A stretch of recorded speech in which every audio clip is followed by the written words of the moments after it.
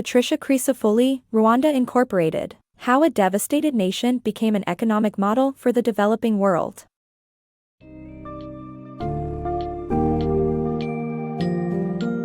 Embark on a journey through Rwanda's remarkable transformation as Rwanda Incorporated. How a devastated nation became an economic model for the developing world by Patricia Crisafulli showcases the nation's recovery from the horrific 1994 genocide. Discover how Rwanda emerged from darkness to become a beacon of hope and progress, with a stable government and thriving economy in just 2 decades. Learn about the crucial factors that contributed to its transformation: market liberalization, an unyielding stance against corruption, significant investments in infrastructure, and an extraordinary commitment to gender equality and education. Prepare to be inspired as you delve into the incredible story of Rwanda's rebirth, driven by the remarkable leadership of its president, Paul Kagame.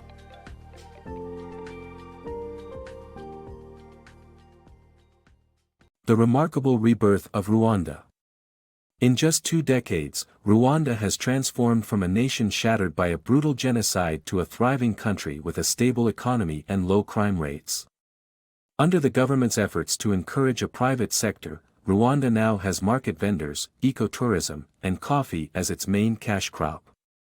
The country's poverty rate has dropped and income for its citizens has risen, with 1 million Rwandans no longer living in poverty. Rwanda has become a remarkably honest place for business, with a disapproval of corruption ingrained in its national culture. Gender equality is a fact of life, with the highest rate of female representation in the world. The government also invested heavily in telecommunications infrastructure, leading to increased mobile phone use and a growing number of tenants in the Kigali city tower.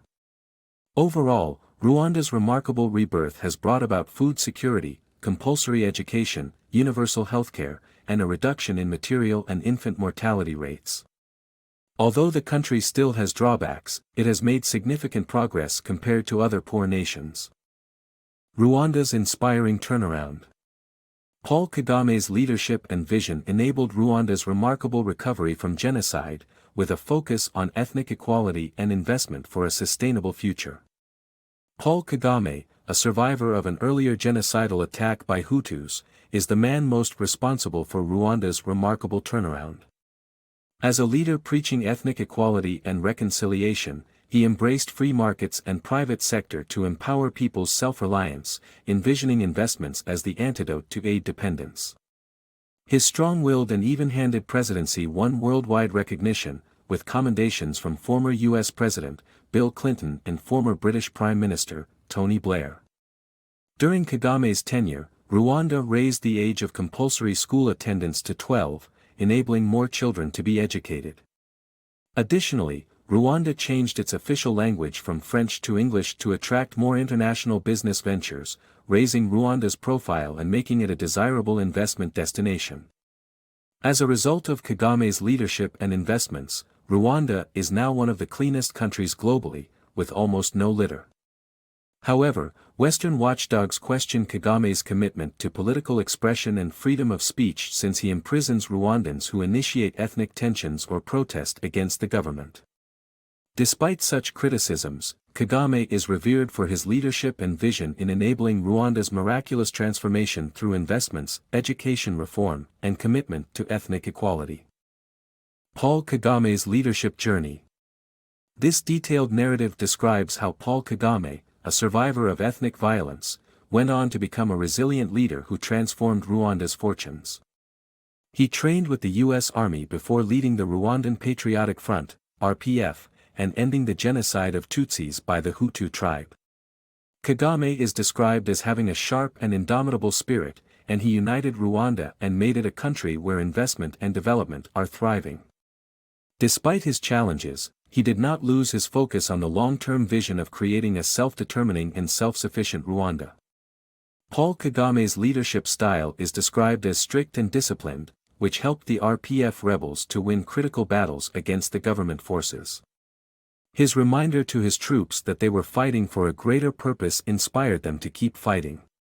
Kagame helped to create a Rwanda that is corruption-free and economically thriving, which is a significant achievement for a country that underwent a tumultuous period. Kagame's leadership in Rwanda. Kagame's leadership in Rwanda after the genocide was instrumental in preventing future atrocities and rebuilding the country.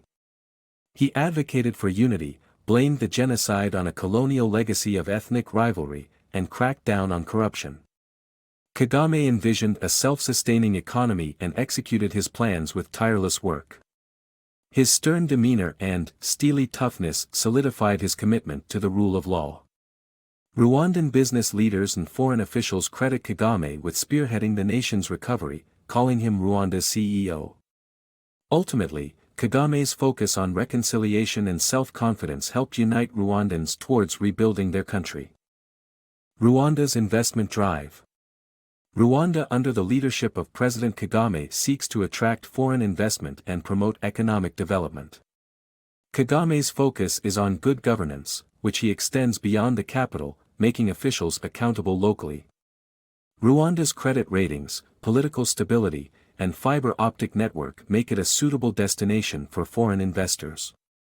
Kagame has met with top American executives seeking input and ideas, while companies like Starbucks and Costco have become bulk buyers of Rwandan coffee. Kagame is undeterred in investing in companies like Merrimack Pharmaceutical, and through the Rwandan Pension Fund, $16 million was invested in the Massachusetts biotech firm. Kagame's tough anti-corruption drive has created an unexpected consequence where bureaucrats are afraid to make decisions. Despite this, Kagame has built a reputation for decisiveness, and his government is laying the foundations for increased investments in the country. Kagame's crusade for accountability and social welfare programs. Kagame, in his quest for responsible local governance, launched a campaign for accountability in Rwanda known as Imihigo. This involved members of the community declaring their goals to tribal leaders, with the entire community pledging support towards achieving such goals. This practice, now modernized, requires mayors to provide an annual statement of goals, accompanied by a report of their progress. Apart from free market capitalism, Kagame has included social welfare programs aimed at helping the poor, such as the Jirinka program that provides a cow to every poor family. The cows have improved many living standards as they produce milk and dung that is used as fertilizer. Since the program's launch in 2006, the Rwandan government has given out over 150,000 cows. In addition, Rwanda also has initiatives aimed at establishing a modern service economy, but to achieve this, the nation needs a literate and educated workforce. Recognizing the need for education, Rwanda currently spends a quarter of its budget on schools and has increased the mandatory schooling age. Kagame's government also collaborates with foreign institutions, such as Carnegie Mellon University, to offer degree programs in information technology to interested students. Overall, Rwanda has made significant advances in social and economic development since the 1994 genocide, and Kagame's crusade for accountability and social welfare programs has played a significant role in this progress.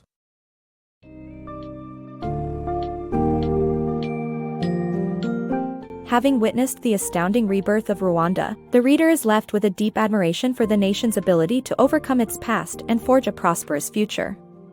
Under Paul Kagame's visionary leadership, Rwanda has made remarkable strides in reducing poverty, combating corruption, boosting education, and promoting gender equality.